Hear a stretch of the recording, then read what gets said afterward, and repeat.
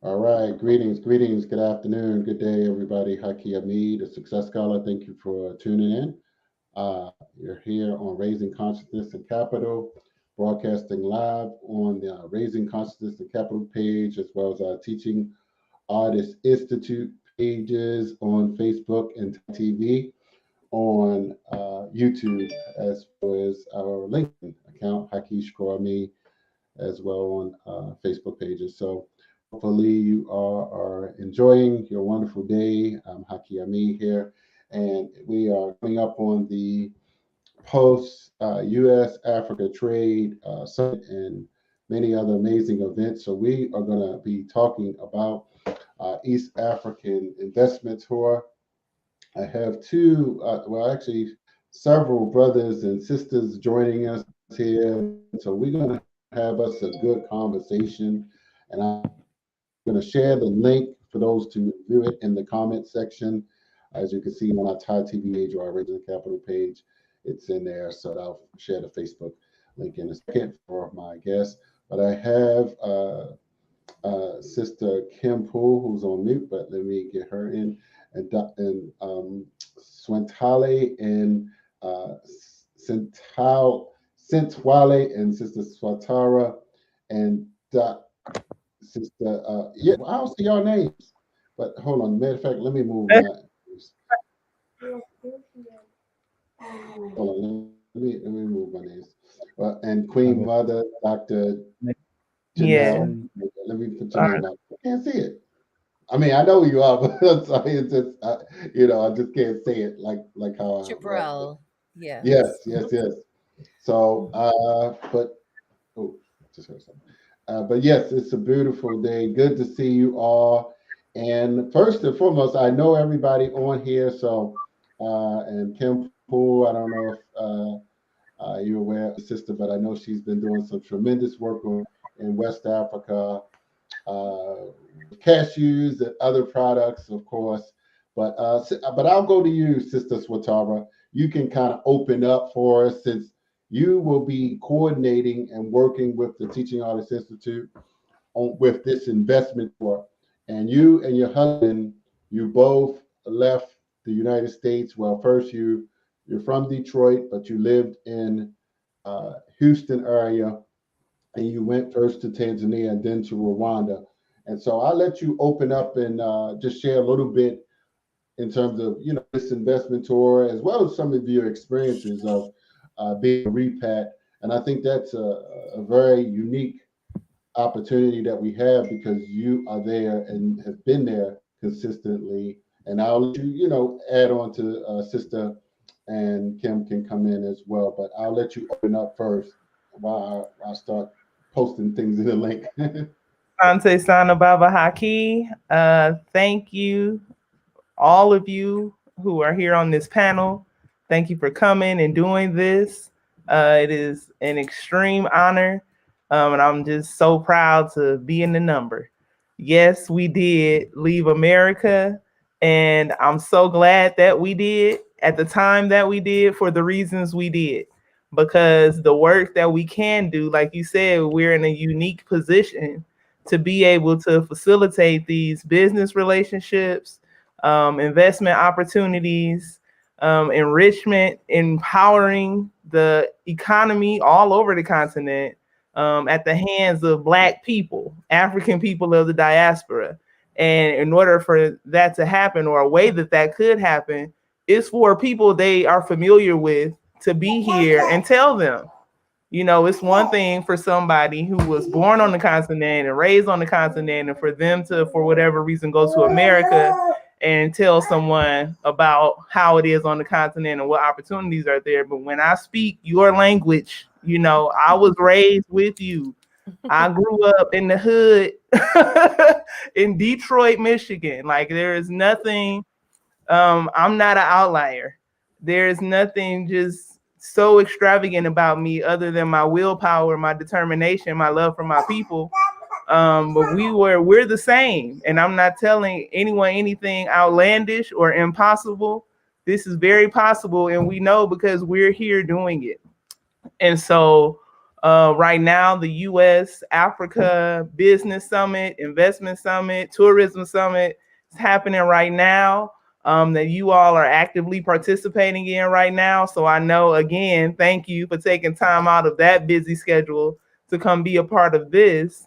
But yes, it's time. You know, it is time. And as long as we're here and we plan to be here in perpetuity, then we will continue to facilitate these relationships so that we can empower our motherland. It's ours. Like, this is a reclamation period.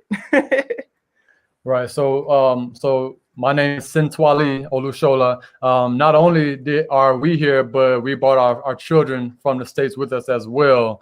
And so not only are we making sure that we're able to do these different make these different connections and build on these various levels, but our children are also seeing it happen real time as well. So the example that we're setting is not simply for ourselves and for our contemporaries, but it's also for the babies. And we brought 5 from the States with us. That was all of our children at the time, and we actually had our youngest born in Tanzania.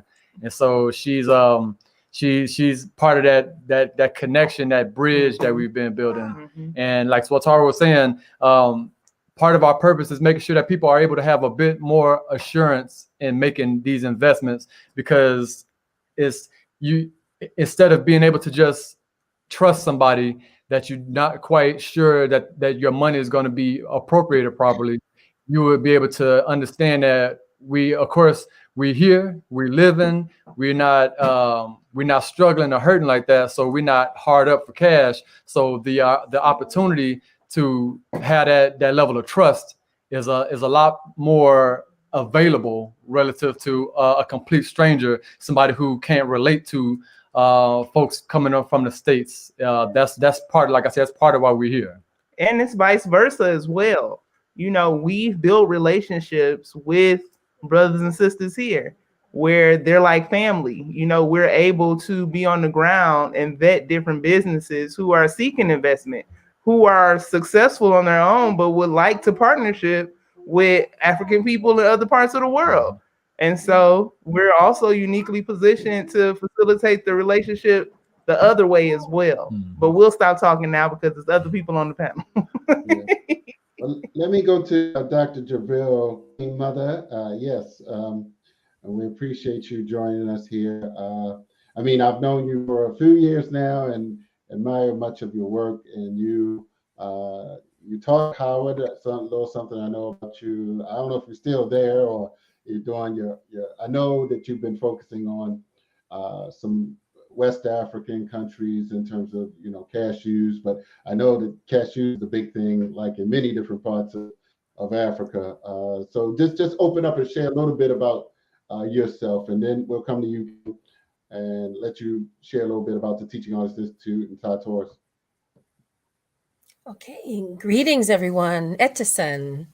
I'm so delighted to be here. Is that right? Yeah. Yes, Hello. Yes, I'm Queen Mother Nana Akuya Kalia.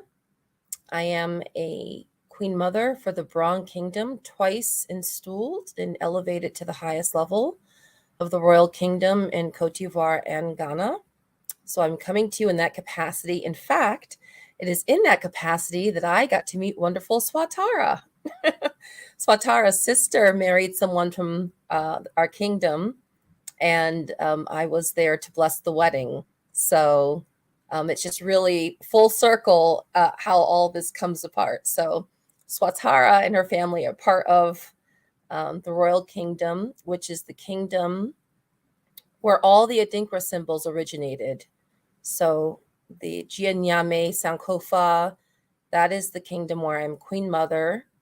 And it's King Adingra, the descendant of the king who came up with the Adinkra system, is the one who installed me. So I certainly come in a capacity as a part of the traditional chieftaincy to speak in that regard as those questions arise pertaining to reconnecting with Africa and investment, and also some perspectives and access that might be unique. As dear Haki mentioned, I am a professor at Howard University. I've been on the adjunct faculty for over 1 decade, where I teach international business to MBA students. So I prepare the next generation to help implement as well. And thirdly, I am a global strategist and a global implementer. I've been doing that for, 25 years. So I grew up in corporate America as a strategist and implementing. I left corporate Fortune 10 company to go off on my own about a decade ago, which has been quite successful.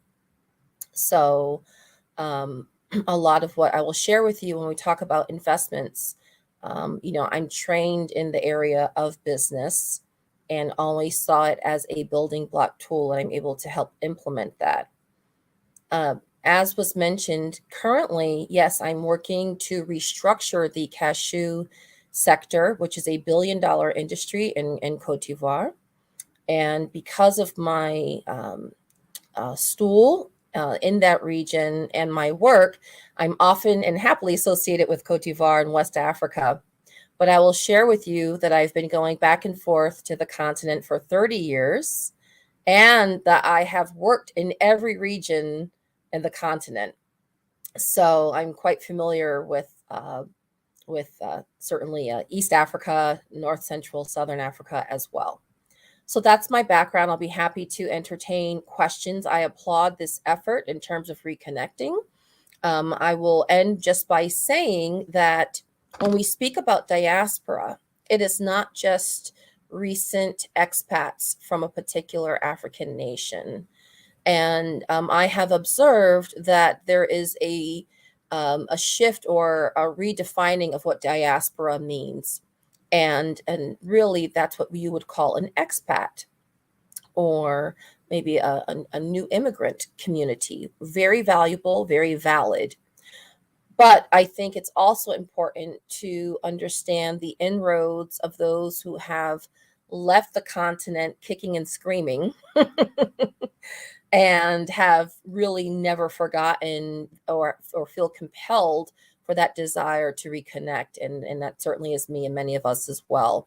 So I'm pleased that we have the broader definition of the collective African experience and the various contributions and areas of healing and talents that we uniquely bring. Ashe. Ashe, indeed. Yes. All right. So, Sister Kim, you had an amazing past few days with the U.S. African Trade and Investment Forum. So, and I know you're there with Mama Day from Cleveland. So she'll share, just in terms of, we've worked in the East African region, and so now we're going to partner and coordinate this Rwanda, Tanzania, and Kenya excursion for investors here in the diaspora, if you will. So just open up and share about your experiences in terms of investing in Africa or partnering, or however you care to open. Thank you, Baba Haki.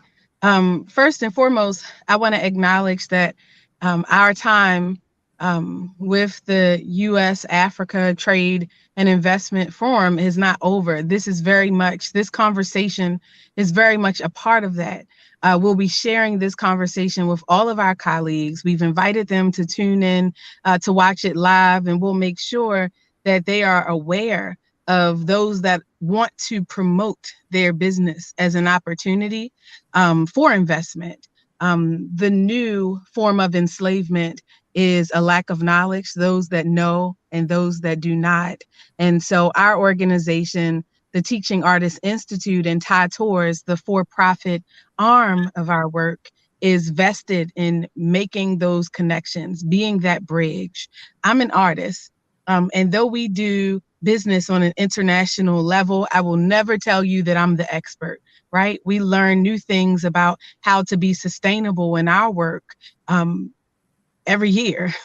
We've been in existence for 8 years, and that is a very small feat, standing next to the elders like Mama Ade that have been doing this work, next to my sisters like Angela, Minyara, Sales, that went to school and now doing comparative analysis with economies around the world.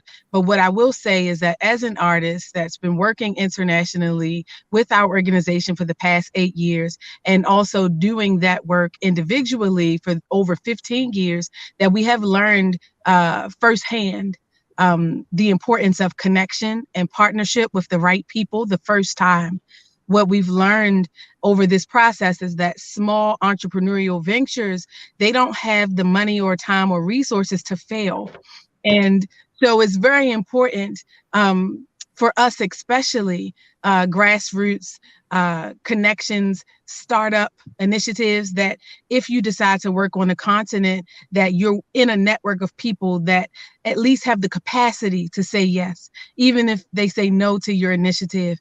Because how often we're presented with those that do not have the capacity, that come as something that they are not, because like they call the dark continent, you just don't have the clarity around who's who and what people do and how to invest and where the first time around.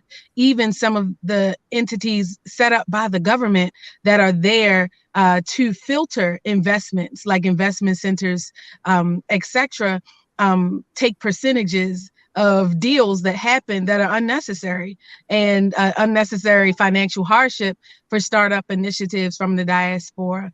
And so we, with Thai Tours, we're always looking for opportunities to facilitate tours that connect those in the diaspora to the continent, especially in regions where we work.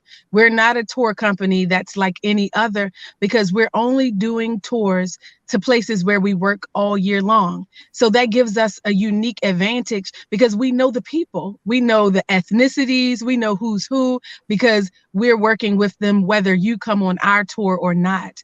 And the reason that for next year we're doing the Ujamaa East African Investment Tour is because we know that our curators this year, Swatara Olushola and her husband, Baba Sentwali, they have an intimate relationship with those that are doing the work on the ground.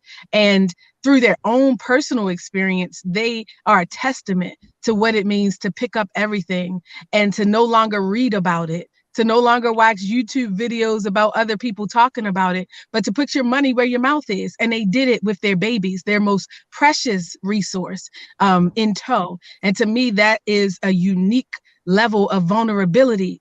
They can teach people how to take risk. They did this during the pandemic when people were told to stay home like your life depends on it. Don't go anywhere. They said, no, this is opportunity. This is our chance. This is how. That kind of mindset needs to be duplicated. It needs to be taught, and it is valued. We see the value of you leading this investment tour, and that's why we're excited that you've allowed us to partner to help launch this initiative.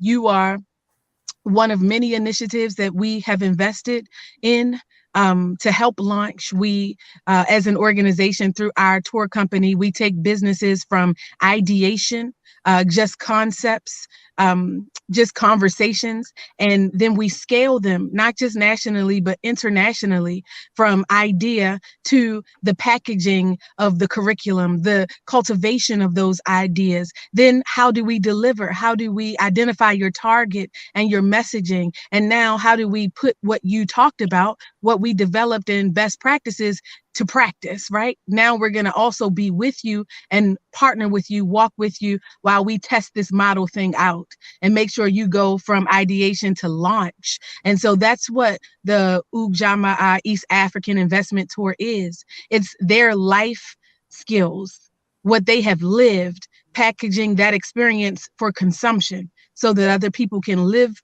from that and also watch their growth on the ground. And we can't wait to be a part of that journey next October 11th through the 22nd through Tanzania, Kenya and Rwanda, where they're currently based. And I so very much appreciate that this conversation is timely on the margins of the U.S. Africa Business Summit, or I'll say African Leaders Summit, and then our own side event, the U.S. Africa Investment and Trade Forum, because it's important that we make our own safe spaces for these opportunities, ones that we have vetted, ones that we have decided as a Pan-African community, as a global African family, that are necessary, conversations that we want to make known, because the U.S. Africa Leader Summit, we aren't invited to that table. Now that Africa is the public interest of the United States once again, because we know that Africa has many roles that they've played in Africa secretly and quietly. But now that they've brought that conversation to the forefront, we need to make sure that we're not only at their table, but we have our own table, that we're building investment opportunities for us, by us, so that we have an alternative, and so that we're building with our own cultural epic center in mind. Oh, great. Okay. Yes. So, real quick, Kim. So, who, I wasn't there the full day, but was any of the well, not the presidents, but any of the vice presidents? I know there was some ministers of agriculture from the Gambia, and did the first lady from the Gambia show up? Not the Gambia, Sierra Leone. She did. The first lady came. She was there, the First Lady of Sierra Leone. She was also there. Several of the leaders from different West African countries. We also met a new kingdom, the Kingdom of Kush, and their president was there. They have a lot to announce this coming February at the United Nations. We had an inside look at what that will look like. I also have with me one of our Thai elders, Mama Ade, who experienced the forum over the past 3 days and had an intimate conversation with many of those leaders. And so I wanted to give her an opportunity to just talk a little about the forum itself, some of the business opportunities that were available there, and why it's important for us to not forget culture, and not what we build, but how we build in order to be sustainable. The business psychology of our institutions is what we're talking about, the culture of our companies. And so Mama Ade, if you will indulge me, I'd like to give her a moment. Well, thank you, Kim. Thank you all for having me on. It was an amazing 3 days. I got a chance to interface with heads of state, with presidents of countries, with business heads, with Queen Mother of Harlem. That was very interesting to have all of these players in the room together and talk about sustainability, to talk about culture, to talk about business and why we should invest in Africa. And what part we can play in each other's businesses and lives. It was a very interesting conversation, listening to them talk about education, listening to them talk about the future. It was an amazing time. Our part to play as cultural individuals, how that fits in a business mindset. I know I was saying that it doesn't matter what kind of business you have. Culture and the arts is foundational to every bit of it. I don't care if you're making just a cog.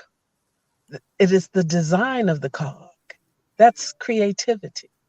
And so the creative arts is foundational to business.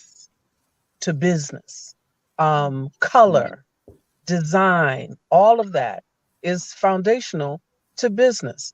And culture, our culture is picked up all around the world, whether it's hip hop or the way we do our hair, the way we wear our clothes, our swag, as it were.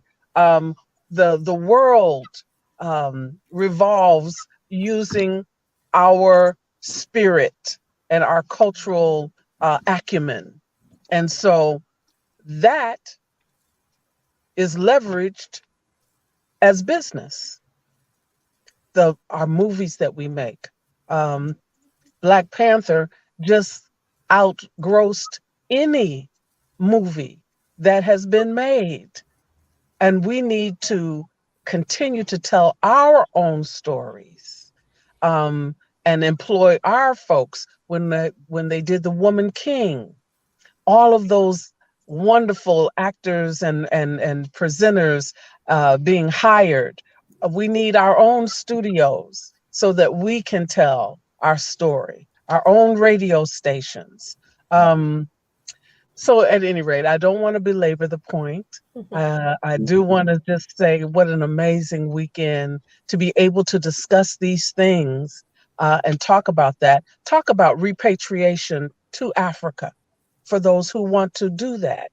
And the mindset and the brilliance of all of we and how that's used. So at any rate, thank you for listening to me. Thank you, Mama J. It's been amazing. It's our pleasure. Yes. So Queen Mother, Queen, go ahead, anybody. So what I know what other events did you go to over the last couple of days? You any panels or speak anywhere? I'm sure. I was not active. I was not as actively involved in this iteration as I had been 8 years ago. And that's for a number of reasons, and particularly because I am an implementer. I've been spending the time getting ready for the action plans.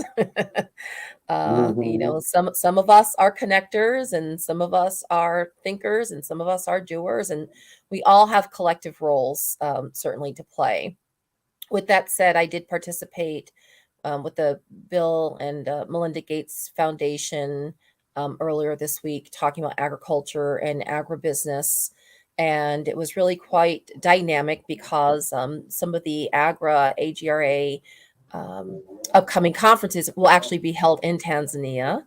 And the message was, America, you know, if you don't join, other people will continue to play. If you don't participate, if you don't invest, others will. And we're interested in diversifying. We're interested in having you. So I was quite pleased with how the tenor has changed, and I think that was well understood in the room.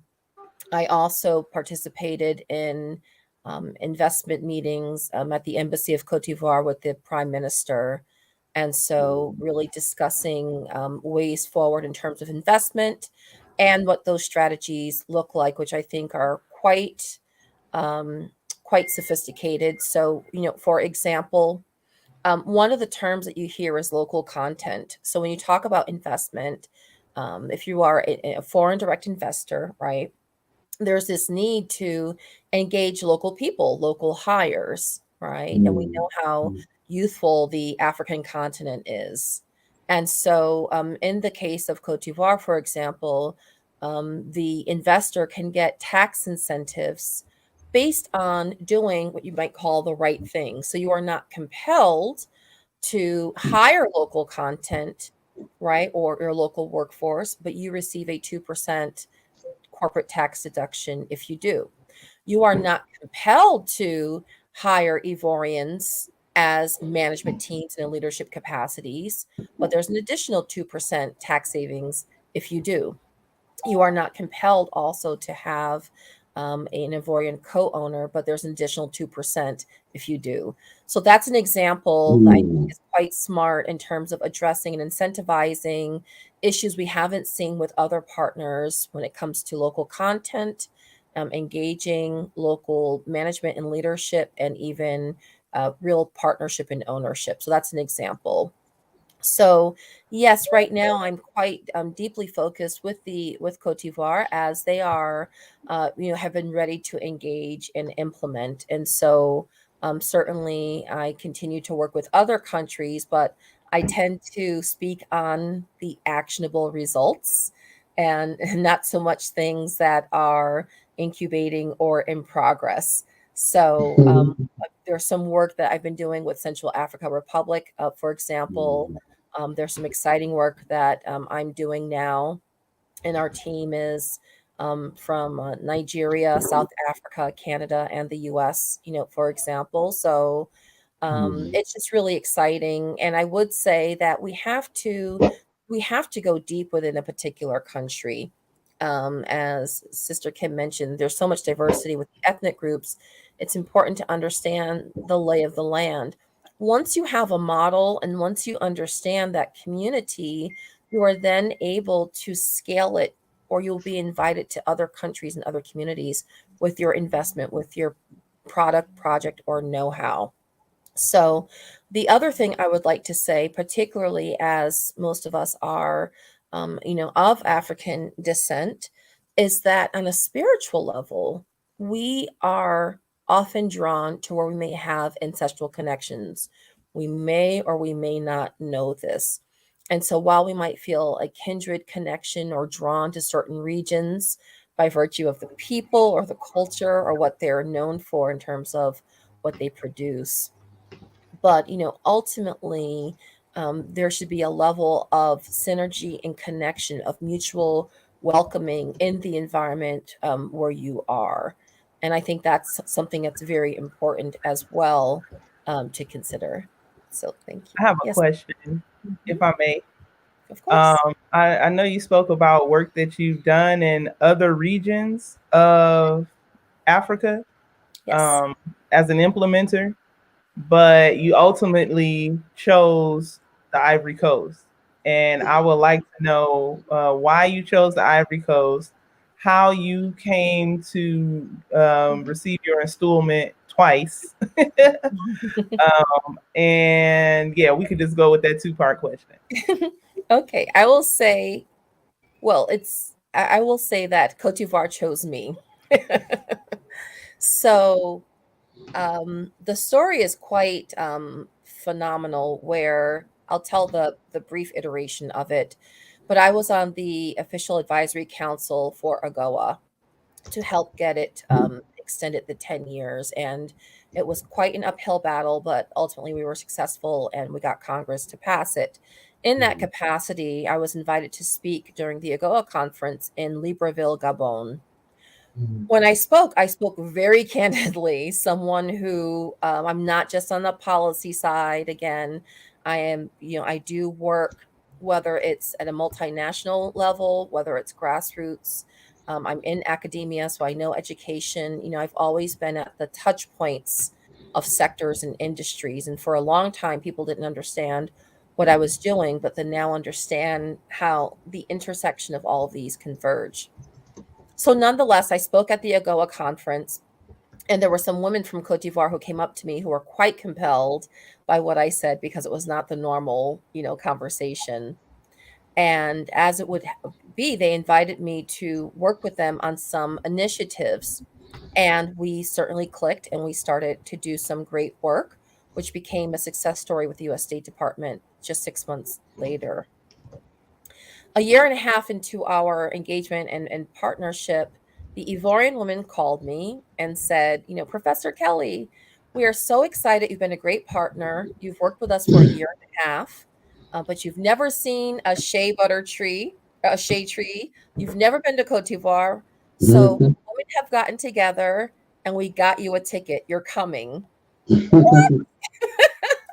So the women gathered and brought me a ticket. They called me a few days later, said, we're going to get the program ready for you to arrive. So when they called me, they were quite excited and told me that the governor agreed to have my audience when I arrived the next week. When they told me which governor it was in Gontugo, the Bonduku region, I said, where is that? They said, the Bron Kingdom.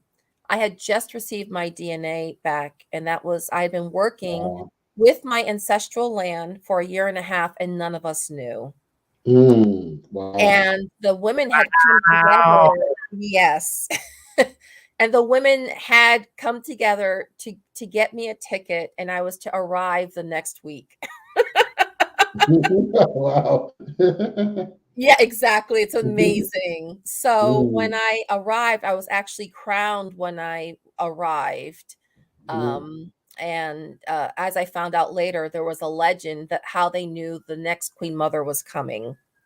So they mm. actually told Wow. the governor, the woman we've been working with the last year and a half, the woman we're bringing here, she's an ancestor. Mm, So I was the first returnee into the village in over 400 years, the first known returnee to return in 400 years. Yeah. wow. So that Official. so it's so to answer your question, it's really following your gifts and your calling. When I went to business school, it was not to go to Wall Street. I wanted to make things happen.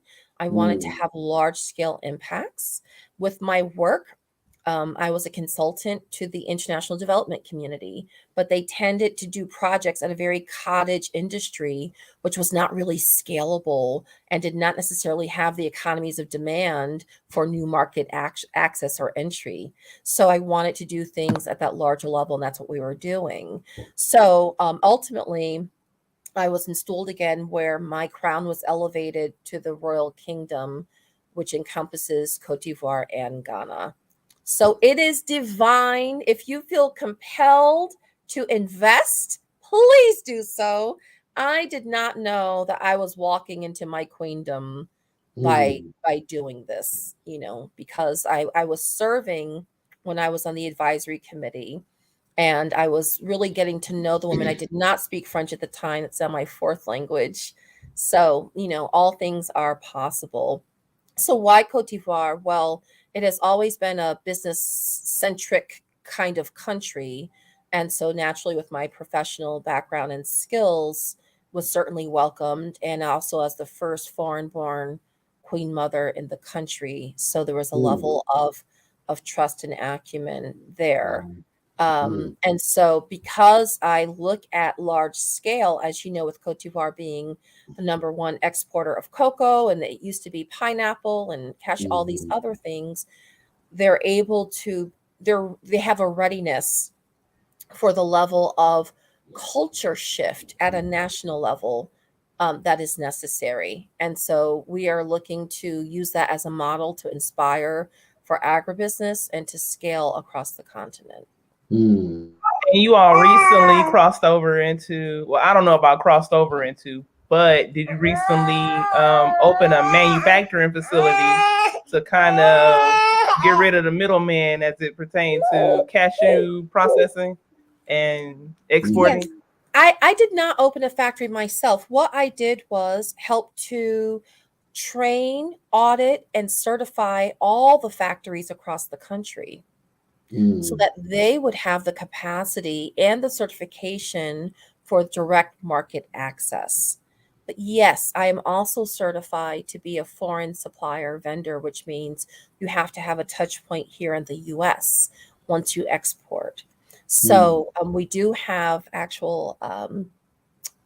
that actually is an opportunity. We do have a factory, an amazing one that's available for investment. It's just sitting there, and it's actually in my kingdom, and as there are others. And so, to answer your question earlier, I think Haki was asking about my participation this week with the U.S. Africa Leader Summit. We did meet some CEOs who are building plants, American CEOs who are now building factories and plants in Cote d'Ivoire, largely because of the work that we have done mm, there. mm, But we are interested in encouraging um, more investors and owners of African descent, and certainly Ivorian as well. And so it's just certainly a very exciting time. And I will share the other projects that I'm working on that are not quite ready to be articulated are in the arts. They're in the realm of the arts. And I will share with you that a lot of my work in terms of connecting or reconnecting our African diaspora for me started in Latin America. So I spent time in Brazil, studied in mm, Venezuela, Afro Latino communities and cultures. And they have reached out and are really interested and ready to reconnect to the mm, African continent and with us as well. So just keep that in mind, that this really is a movement, and we should mm. incentivized because it's an exciting time and we're the chosen generation to help usher this in. We are the chosen generation. Yes. Sister Kim, can I ask you a question? Are you there? Or maybe Baba Haki? I'm definitely here. I just wanted you guys to talk about some of your work in West Africa. And you could touch East Africa too, but I know you have things set up in the Gambia, and just your experience with that, how that's been beneficial to you as a you're not an expat, as an African of the diaspora, where that definition is up in the air. But if you could just talk about your experience with that and how it's been beneficial to you and could potentially be beneficial to someone else watching.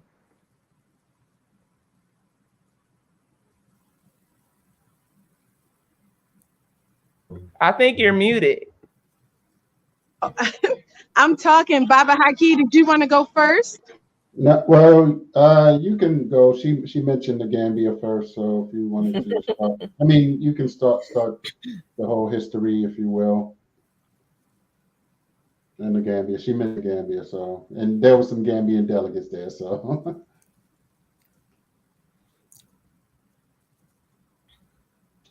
Well, if she's not accessible there, you know, I came on board. Is she back? Okay. Well, I came on board to organize and coordinate the East African part of the Teaching Artists Institute with Kim Poole. So I felt like, strategically speaking, that was a tremendous opportunity for several reasons, politically, you know, just as well as demographics for the tour sake.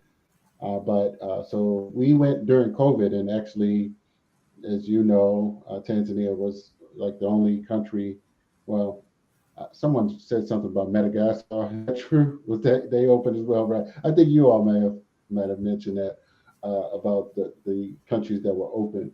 And so what we did was we opened like a vacuum, if you will, because many people, and I just really realized that many people were paying attention, individuals that were curious in terms of, you know, traveling. They were like watching, like, what are you doing there? Where's your mask? And, you know, everything. So we had tremendous experiences and tremendous success stories with some of the artists, student teachers that both came with us and on the ground there. And so we opened up some diplomatic, political relationships, as well as relationships with institutions of higher learning there. And so from there, South Africa was last year. That was tremendous success. And then to Kenya. And so, but those are some of the major things that happened. And so we feel like that East Africa is sort of like, I mean, even people that I know that are conscious, you know, they don't know even where that is in East Africa versus West Africa. So I feel like there's a niche just to, I mean, in terms of tourism, first and foremost, that people are still curious. Blacks here are curious, as well as, you know, with Kenya, President Obama, people, you know, began to travel to Kenya just because of his influence there. So we feel like that, you know, that the combination of those two things. But let me just say, I mean, this guy, when I told him about you and Rwanda, he was just very excited. He was like, Rwanda is beautiful. I mean, so, but I know Mama, what's her name? The one that from Ghana, that's there now. Africa, One Africa. Oh, yes. That's in Rwanda now. So I feel like we you know, are positioning this for a great success story, which we would like to have. So yes, I'm excited. So Kim, unmute if you're in position? If not, we can. I think it got kicked out. Yeah, here right now. We could talk a little more about Rwanda and East Africa. Oh, here go Kim. Okay, good. Okay. I'm sorry, I do want to hear you talk all about Rwanda and East Africa. But to your first question, when you mentioned what as an organization we've been doing in West Africa, so we work in 7 countries. So 5 of which, or 6 of which, as of this year, include the continent. And so in East Africa, yes, we're in Uganda, Kenya, and Tanzania. But in West Africa, we're in Gambia, Ghana, and Liberia. And so notice all those places they speak English. Yes. Anglophone regions are my favorite. And we've been invited to work in Cote d'Ivoire as well as Benin. See, I understand how very little language has to do with communication. And even that, understanding that, I've realized that if I'm already, if it's a steep learning curve to understand that body language, those things that aren't being said, those things in a business deal where you're watching the assistant go back to the office, and that matters when it comes to the survivability of your project, the feasibility of whether or not you should go into that area when you're trying to map the symbolic landscape. Yes. And when you're learning the players and doing that initial assessment, if we're having difficulty doing that in Anglophone Africa, oh my God, just add French. So in West Africa, no, we have not taken any of the offers like our Queen Mother. Come on. So in those areas, I'll start with, the fact that we only go where we're invited. So I appreciate you saying, come on. That makes such a big difference. Go where you're invited, not tolerated. Go to a place where not you see an opportunity, but the people on the ground see an opportunity in working and being in partnership with you, because Africa is still a relationship economy. You have to know somebody that knows somebody. Your money is only going to be taken and you'll be giving nothing in exchange for it. And even if you feel that you've gotten something, you'll get the very least of what is available if you don't have a strong relationship. And so I don't want to emphasize, or I can't emphasize enough, the importance of the human resource, relationship development, and the adoption process. So you need to be adopted by a family. Forget what they told you about mapping your your DNA, geographically mapping your DNA and just showing up at the place. Yes, tourism is great. Go if you feel a connection. But what you should do is a little research on who's in the area, who's already working on the ground, and find a way to connect with those people, especially if you want to engage in business.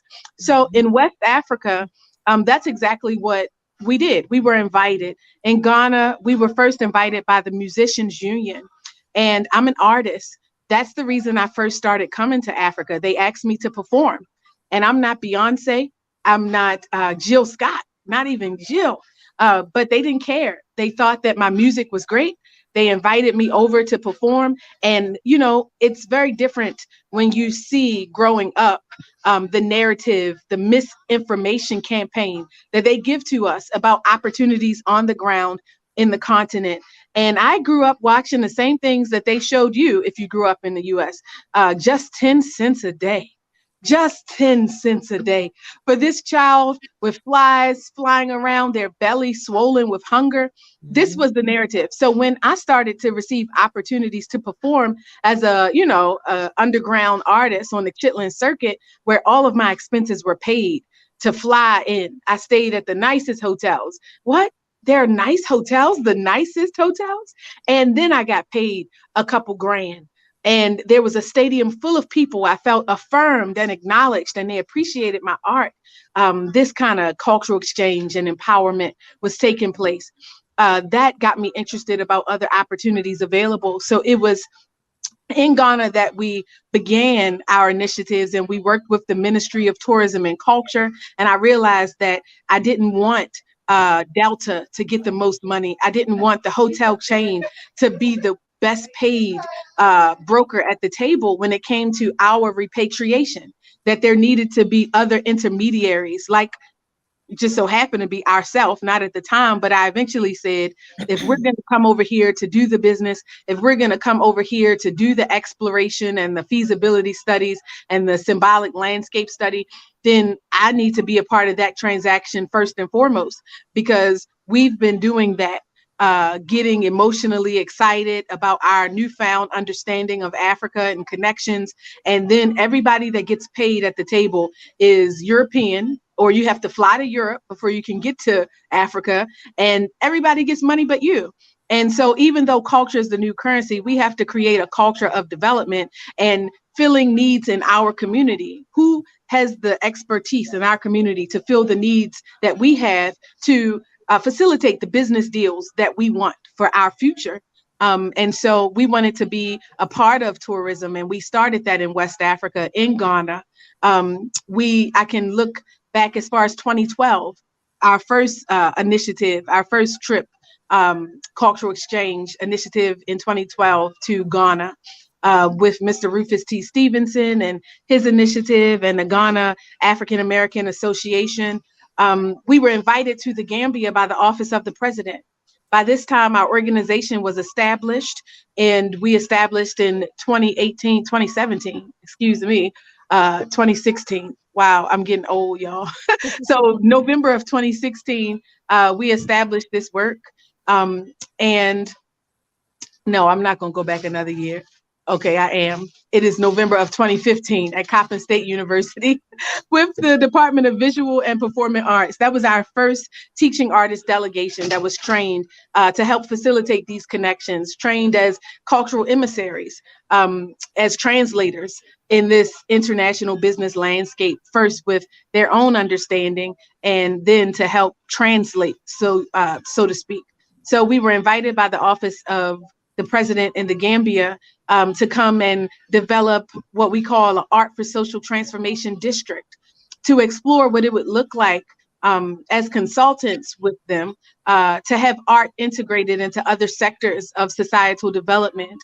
And so we did our conference there, Artisan, as Haki mentioned earlier. This was in 2018. And we still have our office there. We are currently developing. We were given land by one of the chieftaincy. And so we're waiting for the paperwork now to make sure that it's legally in our names. We're learning about the process around how many of hundreds of years it can be ours legally before it is either taken back or we reapply with the next generation. So all of those small rules and clauses in the contract that you don't know until you have the experience. That's what West Africa did. It gave us our introductory experience to the continent. We were also invited to work in Liberia with the Ministry of Tourism and Culture with Mama Louise Sewa. She was the current Minister of Tourism and Culture. And it's nice when they're taking care of your visas, all of the little logistical things that add up as a small business that you don't know to include in the budget. Because, you know, it's your first time around that we can help prepare you for, and that governments that actually invite you, on ground stakeholders that actually invite you, can help mitigate. If only they've invited you, then they want to do that. And so we continue to work in those regions now. Those were our first, they are near and dear to our hearts. But since then, in 2019, we expanded to East Africa and we hit the ground rolling. East Africa is fertile ground. They just understand the assignment, and partners are already cultivated. They're already doing this work. International development, partnerships with Pan Africa. They're just glad that now we're at the table too. And so I'm excited that Swatara is going to lead an additional conversation to bolster that opportunity. So, Queen Mother, I got a question, kind of actually not much of a pivot, but still very much related to what Kim was saying just now. Logistically speaking, how viable is it for foreign investors to be able to acquire property in Cote d'Ivoire? Are we speaking like an individual can go through the entire process and have a title deed, or does it have to be a foreign entity, excuse me, not a foreign entity, but a locally started initiated entity that will have to acquire the property in its name, or is like what's the protocol for foreign investors with property? Sure. Well, property is seen as one of the key investment opportunities in Cote d'Ivoire. So there are actually some initiatives started by Ivorians living here in the U.S. that make the opportunities to acquire property quite accessible and user friendly, if you will, to help make incremental payments toward your investment as it's being built. In terms of land, it depends on the project, and you would meet with the local chieftaincy. And I've seen sometimes ownership or sometimes leases or agreements. So the economic capital of Cote d'Ivoire is Abidjan. The national capital is actually Yamoussoukro, but everyone knows Abidjan is in fact about 25% international. It's a very cosmopolitan international city. So in terms of ownership of real estate, to live in our investments at an individual basis is something quite common. And in terms of land, it depends on the intended use and purpose of the individual or the opportunity, but they're certainly there. Okay, actually, I got another question, if you don't mind, because I got a lot of information. I'm seeking a lot of information based off of other countries that we've been into and other countries that we plan on visiting. And of course, the Ivory Coast, Cote d'Ivoire is one of those countries. I guess a pretty pertinent question that I want to ask is based off of our experience in both Rwanda and in Tanzania. We've kind of experienced the spectrum of when it comes to corruption, dealing with government officials from the top all the way down. And so in Tanzania, it's a bit out of control, just being speaking candidly. And then in here in Rwanda, it's a pretty solid chokehold on the corruption. What would an foreign investor be able to expect going into the Cote d'Ivoire? That's a very fair question, and thank you for understanding the differences and nuances from place to place, right? It's an evolution. So Cote d'Ivoire really takes pride in its anti-corruption efforts. There's something that is called the Corruption Perception Index that is published annually, and you'll see that their ranking is relatively low in terms of corruption, and it's been a priority for the president. And there are a number of awards that are given to every ministry based on their transparency and based on the accounting that they do. It's so interesting because when I was first going regularly, it's quite common to have lots of ceremonies, whether it's with the officials and the government, or whether it's the traditional rulers or cultural. And they were always talking about, dollar amount or, CFA amounts, their currency, and so this much and something I didn't understand, right?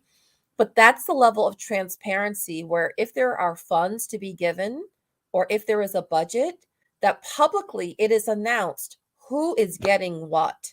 So there is no, there's no discrepancy in terms of how much was given, et cetera. So culturally, I think they're taking pride in understanding the long-term impacts and the perception impacts that are negative or prohibitive with corruption. So I would say several years ago, it would be very different. You would get stopped and pulled over and asked for money. And that is increasingly rare. For instance, happened, which I don't do, but it was just circumstantial. I lost my smartphone. I left it behind at the airport. And when I was retracing my steps, and I saw this was my travel phone, but it was still a good smartphone. And in retracing my steps, I realized it was left at the airport. And I went to the police office and it was retrieved fully intact, put away in a safe space. And that was about 4 or 5 days later. For me, that is a sign of really understanding the big picture of pride and going the distance. So that culture shift is really happening in Cote d'Ivoire. So I appreciate you saying that. I won't say it never happens. I'm sensitive to this idea of corruption, whereas I don't condone it. I do understand sometimes the dire circumstances out of which it arises. Yeah. And we as investors, it is partly our responsibility that we value the contributions, the skills, the hospitality, the time, and the resources of the people within that community who also have families and their livelihood. And I think if we don't appreciate that, that can sometimes drive behaviors that we look down upon. Yes, yes, for sure. Hmm. I think also that you and your installment and Sister Kim and Baba Haki and the places they've been invited to also speaks to that evolution. You know, you didn't see a riot or a war. Oh, who is this American coming and taking this Queen Mother position? You know, who are these Black Americans coming and building all these things and trying to force these programs on us? It's been open arms and it's been love. And it's been, oh, let's fly her out here, you know, before they even knew. Exactly. You know, when I went to the village, there were some women singing, and I was going out to speak with some of the chiefs, and they were singing this beautiful song that had this harrowing sound that you hear in some of the Negro spirituals. And I said, what are these women singing? And they said, it's a song about a mother missing her long lost children. It's a song of our community missing you. Those who we've been singing this song for 500 years. Wow. That was so moving to me. You know, I so there is a longing, and I know of specific stories. People, African people will know who was taken. Oh yes, my great-great-grandmother or sister was very beautiful, and there was a Belgian who would come like clockwork every 12 weeks, and we would hide this woman. She was very beautiful. He kept his eye on her, but one time he came a little bit earlier, and she went to the river to get water, and she never returned. And so those stories are known. They have an idea of who took them, who had the eye, and we're not bodies, right? So it is well understood. My doctorate, my PhD is actually in African studies. So many of us were selected or targeted, not just for able bodies, but for a particular skill set, for particular talents, right? For particular capabilities, whether you were an excellent builder or a musician, or sometimes too spiritually powerful. There's a lot of dynamics going on. So there's an awareness. And one of the most amazing things about traveling to the African continent all over is seeing the faces of people who look like your auntie, or they look like your classmate, or they look like, it's so amazing, you know? And so that's why some of that reception is just there. It's like, you are literally my auntie. So and that's part of the difference. Oh, I'm sorry. Go ahead. No, I'm sorry. Yes, you're right. That is part of the difference. And so that is part of the beauty. And so I hear what Kim's saying about, you know, being invited and sponsored, but our highest goal is to have that spiritual reconnection in terms of wholeness. It doesn't mean you only go where you have a known ancestral bloodline. No, you do go where you are embraced and, you know, adopted. And when you find out the migratory and history patterns of some people, you may find out that you are exactly where you belong anyway, right? But that intrinsic connection is for those of us who are ready, is one of the strengths, and that is felt when you're talking about investments, and typically in the business sense, you're looking at risk, right? And so some of the hesitancy is based on trust. Do we trust this individual, right? And also when you have an investment, you need a timeline. So you need to be able to have security in that over time, there will be a level of stability, right? To recuperate the investment and for it to grow.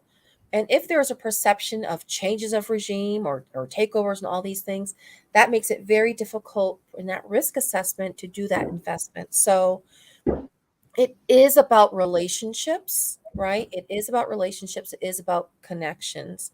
And so some of us may have a deeper connection by virtue of going. You do have to go and see really where your spirit is accepted and certainly appreciated. And I would just say be open to what those opportunities are. And a little investment, even a $300 investment in an individual can change their life. Yes. Yeah. Yes. Yeah. That's something we've been trying to stress to people, that you don't have to have tens of thousands or millions to make a solid, sound investment. It could be a couple $100, the same amount of money that some people would go shopping and spend and it won't see it again. You can make a couple $100 worth of an investment and see the return on it plus some. And you'll really change somebody's life in the process. Right. And I think once you, as Black people, if you will, once you make a decision to reconnect, once you make the decision to answer that calling, once you make the decision to return or visit, even the way opens up for you. Once you make a decision to invest, it's like things just fall into place because, like the story she told, your ancestors know. You might not, but your ancestors know, and they know when you feel that longing to head home. And they come with the right intention, because I have similarly seen the continent spit people out. I have so and it's and so we have to humble ourselves when we come. Yes, we are survivors, and yes, as was mentioned, our culture is exported and influences the world, and we have all these things, right? But we have to be humble because there's a lot that we have to learn and even appreciate. And so it's not just about teaching, right? We have to be willing to unlearn and even relearn. And when I became a queen, I had to figure out, I was not raised in that environment or prepared for it. And so that's a journey in itself for me to grow into that role. But I realized, if I was honest, that I was growing into this role. I invited the people to join in with me. And it turned out that if you grew up in the city, if you were not growing up in the village, many of the African people there needed to be reintroduced to their own culture or using their own language or values, because you learn through osmosis and doing. And if you're not in the village, or like my father's folks are from the North Carolina, right? They're from the South. You go to grandma's house for the summer, you learn, but you have to be on the land or in the ground. But if you're not near grandma, and if you're in the city, there's a whole lot you're not going to know how to do. And so when we come, as we learn and humble ourselves, we cannot assume that all the people there also know. And as Kim was mentioning, Anglophone countries, when you're dealing with Francophone, the French speaking, or Lusophone, the Portuguese speaking, there's so much value on, what is European and, what is African, and their products are, often looked down upon. And so some of the early work that I did as an investor myself was showing the valuation of African products. And people would compliment me on my skin or things like that. And I'd say, oh, I'm using shea butter, I'm using this product. I'd say, what? You're not using Clarins from Paris? You're not? No. And now there's this influx, and there are stores and co-ops of African-based products. So you have local product development. And this is a new phenomenon to see the value in their own products sourced from God-given natural goods, right? And their talents. And then going back to grandma's recipes, right? So we can learn that and share in that together. And I just want to add a little to what you just said about not going back, with this sense of, I am teacher and I know, because whenever we've gone to incubate any new initiative, it's always been in the spirit of partnership. Like, we're looking for partners. We don't have all the money. We don't have all the answers. We're looking for opportunities to be mutually benefited. Yes. And so, you know, the sisters in the Gambia, for example, it's like, listen, sis, my people are suffering from diabetes, high blood pressure. We have real issues. And you have lemongrass just growing for free. Moringa, it just grows like that. Yes. Let us find ways to engage in this exchange. It's like, oh, you want some of the things from the US? Yeah, sure. If you want some of this Bath and Body Works, I'll bring it, and give me that shea butter. Let's trade. Okay. I'm not trying to make you feel bad about wanting a taste of American culture. Take it. And eventually, through that exchange, through the benefits that you receive because we put value on what you naturally have, you will begin to shift all by yourself, because opportunities for exposure is the true learning. I can't open you like a bottle and fill you up. Yes, sis, don't you feel how that bleaching cream burn? But when every billboard on your street is lined with women featuring bleaching cream, you know, this is our advertisement. And when every media outlet is an Indian Bollywood movie, when, you know, because I was always really taken aback by that when I'm just specifically in the Gambia. Bollywood is a big deal in Africa, you know, and so when I see these images, you know, bombarded, I know what you're going through. So what I tell you is that, you know, man, you have the best skin, the highest cheekbones, and when you're here, the sun reflects off. It's how you deliver the information that matters. And I think that through our continued partnership in business, the cultural exchange happens too. And I think that that's better than saying, here I come, I've arrived to save you from yourself. And the reception that you receive is also different. Yes. Wonderful. Baba Haki, you've been real quiet. No. I'm letting you all get it all out. Yeah. So Well, like we said earlier, we are based in East Africa. Our relationships, that's where we landed. We came blind. We've never been to Africa before. We came, you know, it was just time. Our children caught our bluff. Also, like, you know, we African centered. We love Africa so much. How come we don't live there?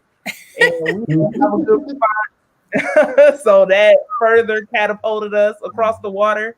And being here, we have completed major projects to establish infrastructure in a couple different villages here. And this is just without us even really trying, or without us even really having the time or resources to really apply ourselves.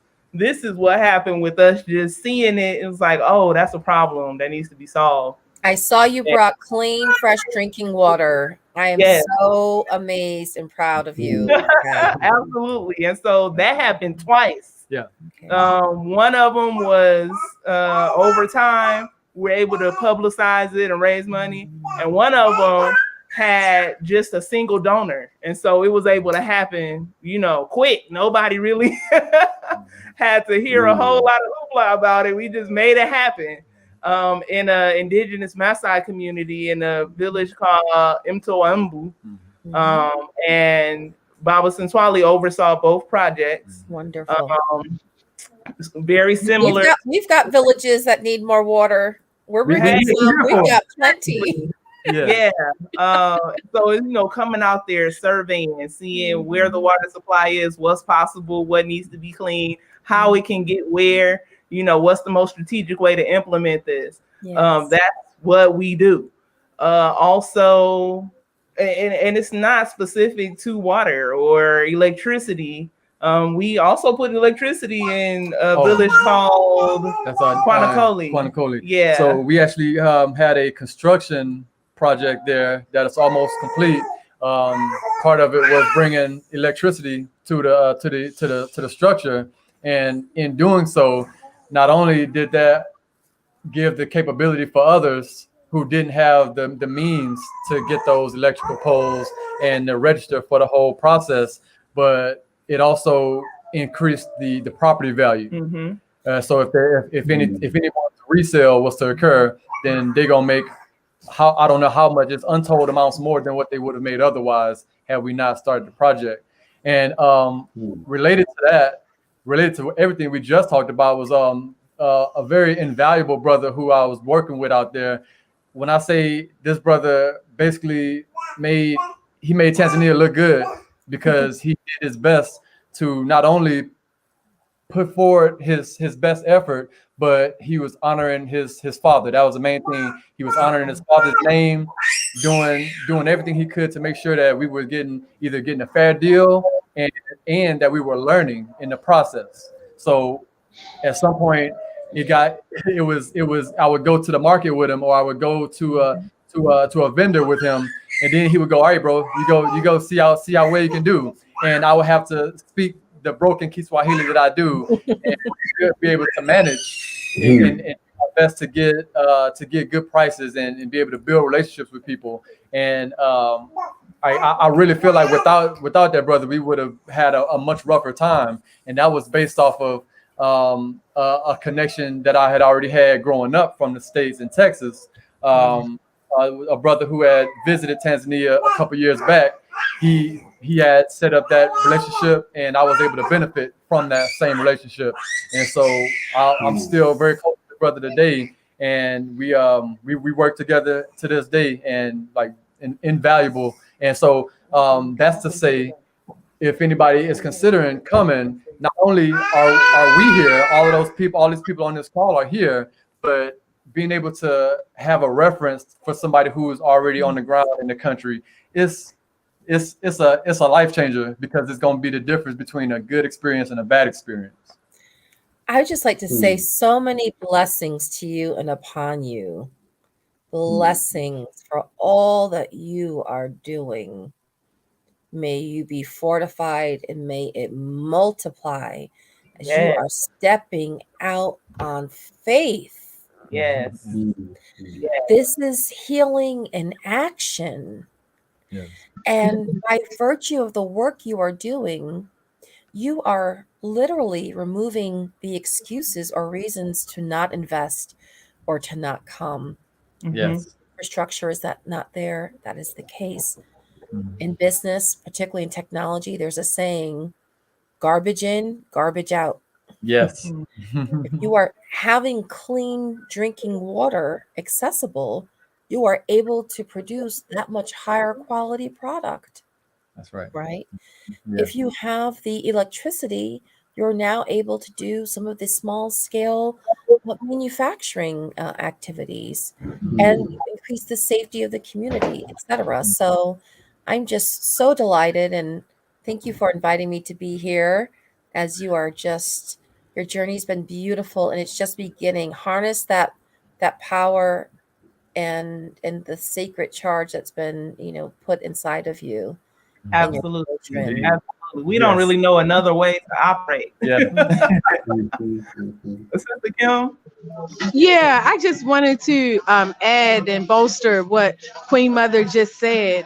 The reason that you're winning is not only because it's in divine alignment, but also because you go in the spirit of collaboration, and now you're also paying it forward, all the lessons that you've learned. And this investment tour is an opportunity for you to teach people that want to walk in your footsteps. And most people, when they come, is for very individualistic reasons. It's like, I finally want to get away. I'm out. I want to build a business for me and my family's legacy.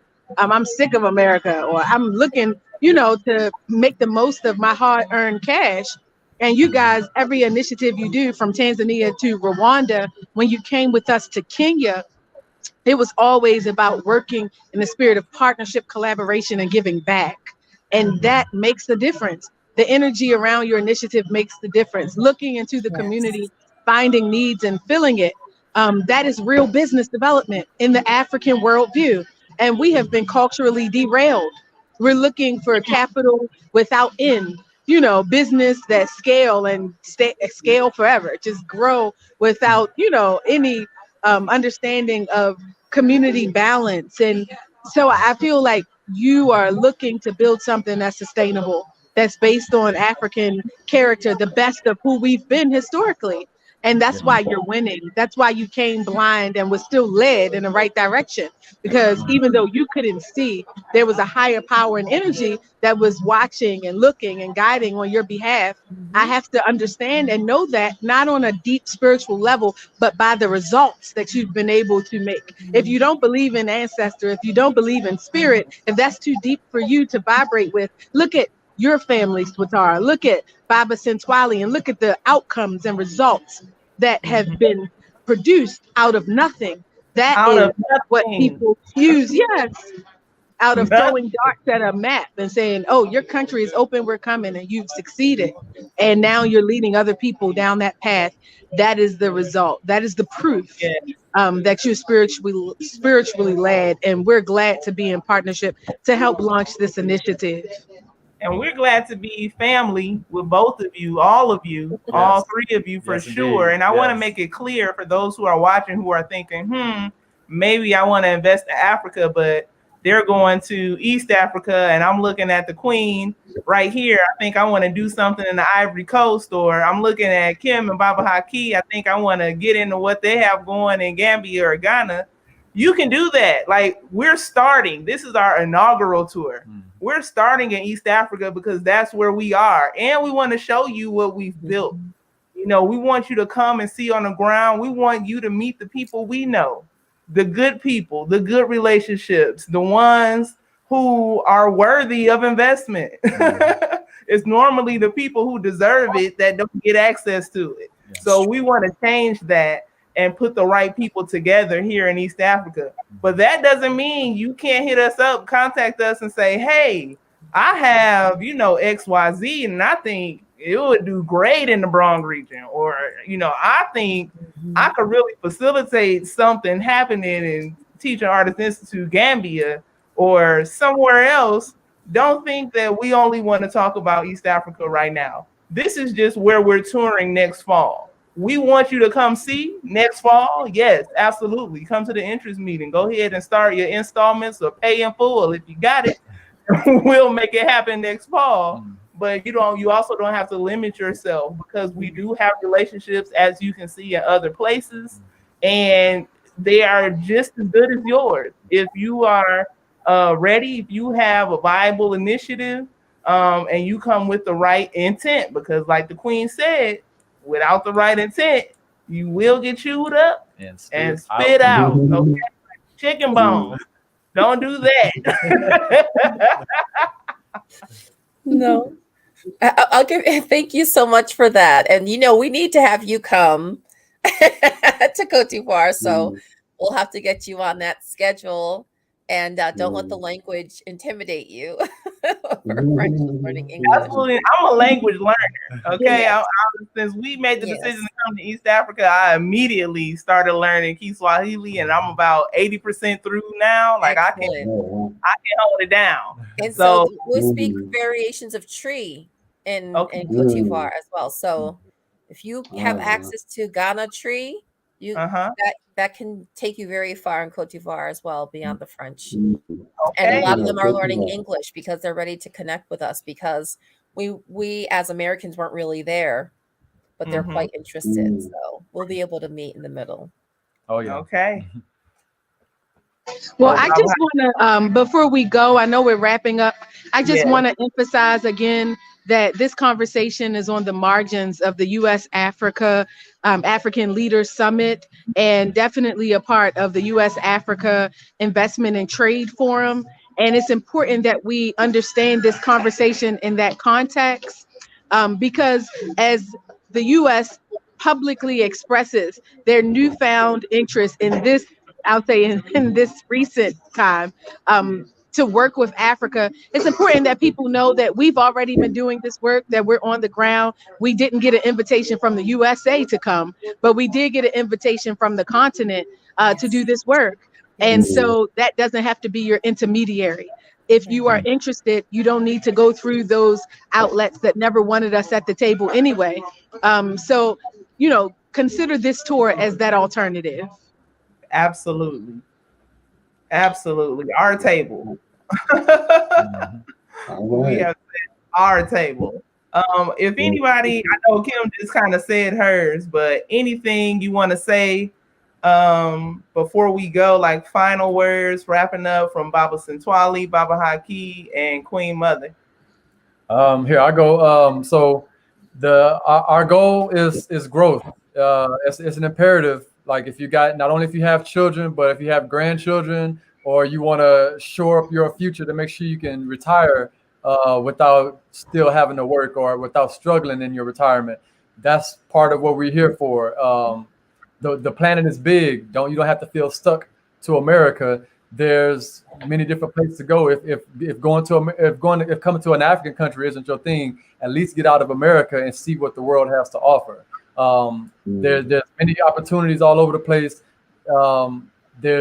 And everybody is not bad everywhere you go, just like everybody's not good everywhere you go. So there's going to be probably the primary thing is to learn. Learning is probably one of the most things that we've done since we've been here, or since we've left the States, and it's an ongoing thing. There's no stopping to learning. So doing your best to apply what you learn is that's knowledge, and that's what we're doing our best to gain. Okay, Baba Haki. Well, so this has been phenomenal. I appreciate. I didn't know a lot about you, Queen Mother. I mean, I knew a lot, but I appreciate just hearing a lot more, and it's very enlightening. So I'm looking forward to this opportunity. I feel that we have a great collaboration, and we're going to hit the various audiences because I feel that people are very curious about all three of these countries, and so we're excited about the partners and other collaborations. And I'll also just mention what one of the key catalysts and why this is going to be big is that on the ground in Tanzania, in Arusha, we will be partnering.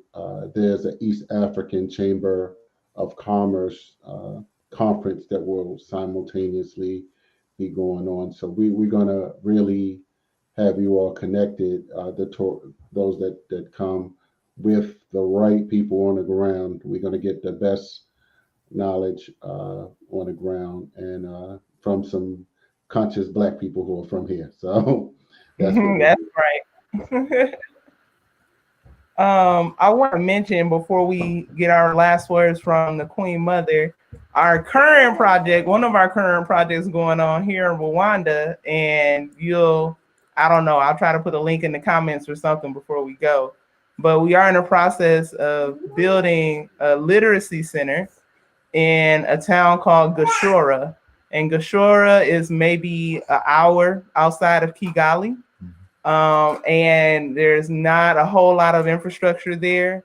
It's near different lakes. It's a beautiful area. But when it comes to plumbing or running water or electricity, it's scarce. It really is. And there are thousands of people and thousands more of children. And so in partnership with J Essence, you can find her on YouTube, JAI Essence, and her initiative, we're building a literacy center. The government there actually offered land for that to be built on. So we're going through the processes for that. The GoFundMe is live. I'll put that link in the comments so that you can contribute to that initiative. And like we said, a little goes a long way here. So don't think, your $10 won't be effective or your $5 won't be enough. Everything adds up. I mean, we're already at $3,000 little by little. So you can go to that GoFundMe link and make your contribution. All right, Queen Mother. It has been such a pleasure. And Swatara, thank you so much. I love your Detroit can-do attitude, bringing the best of that to the continent. That's why I love Detroit.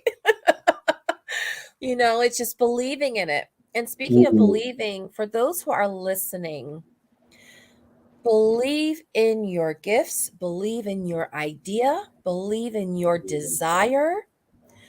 Be the conduit to do those things that your grandparents or your parents or other loved ones couldn't do. Now's the time. You may have experienced lots of rejection, or you may have humble resources, or you may have tried something in the past and it didn't succeed. That was then, this is now. Prepare yourself for success, for partnership, and to win. Invest in yourself the time to plan. Invest in yourself the funding to be able to go. Invest in yourself or whatever skills you may need to brush up upon in order to execute what you would like to do, because it is here. And so my parting words is just affirmations. And so it's so true that we may or may not be invited to certain tables, but we can construct our own. And there are other tables where we are being invited to and where our gifts are making room for us. And I want to encourage you and excite you for that possibility to know that now is a wonderful time. That connection with the continent for many of us will not be understood by others. And that is okay. We don't need to explain it or justify it. We need to cherish and honor it. It is there. And it's just an amazing time right now where we can heal and break generational curses. When we talk about investment, it may not always be in terms of your dollars into a project and expecting returns. Yes, those opportunities are there and they're high, but it can be an investment, right? An investment in terms of reconnection, an investment in cultural preservation, an investment in fortifying yourself on a spiritual level. There are all kinds of investments and all kinds of returns. And so when it comes to things like reparations, we are often looking from the outside for restitution, but we have agency ourselves to help with that restitution. And part of this is, in fact, doing that. So there are investment opportunities on the table ready to go in the $6 million range. And there are life-changing opportunities at the $3,000 range. And you can even impact someone's life with $500. And so think about who or what you want to invest in. And thank you so much for having me and just talk a little bit about some of the work that I'm currently doing. But the scale is great. And so you might be motivated as an individual, but if you are part of a larger community or an association, you have folks who are rallying and coming together in that capacity to make an impact. If you have a business, then you are often able to find a counterpart for co-ownership and can do work and expand that way. So it is an exciting time. We have to humble ourselves. And I will say this. One of our Achilles heels, for those of us who are African American, sometimes we operate or stay in a place of memory and of sadness. And this is an opportunity to engage and to live in a period of gladness. So this is very important because we want to reconnect with the continent for the restitution of the past, and that is very important. But we should also be optimistic and forward-looking about what we can build reunited together in the future. So thank you so much, and I applaud all of your initiatives. Bless you, Haki, as well, for all that you are doing. Yes. And Baba Swantali, bless you as well, paying it forward and carrying the torch. We cannot wait to have you in Cote d'Ivoire. Your family there. Yes. And as I've mentioned, I've worked in, I think maybe 16 African countries or so. So Mhm. those opportunities are certainly far and wide. So many Okay. blessings to all of you. Thank you. And to Thank those you. watching and Thank you. supporting, thank you for your time. And we hope that we're inspiring you for 2023 and beyond. Absolutely. Ashe. Thank you Amen. all. Yeah. Okay. Yes. Thank you, everybody. All right. Till next time, everyone. Peace and blessings. We are out. Thank you. Thank you again. All Okay. right.